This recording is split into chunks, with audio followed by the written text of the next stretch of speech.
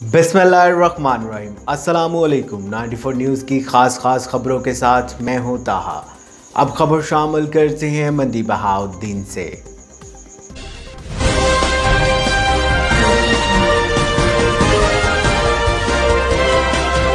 शाहिद राठौर की तफसीलात के मुताबिक डिप्टी कमिश्नर तारिक अली बसरा ने चिल्ड्रन हॉस्पिटल में 5 साल से कम उम्र बच्चों को पोलियो वैक्सीन के कतरे पिलाकर इंसदादे पोलियो मुहिम का इफ्तिताह करते हुए कहा कि पोलियो से पाक पाकिस्तान हम सबका असल हदफ है।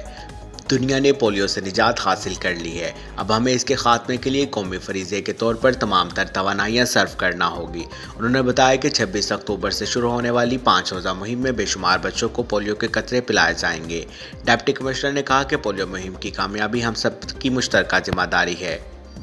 उन्होंने कहा कि वज़ीर आला पंजाब सरदार उस्मान बुज़दार की हिदायत के मुताबिक ज़िला में पोलियो के खिलाफ कौमी मुहिम को जज्बा हुब्बुल वतनी के तहत मुकम्मल किया जाएगा।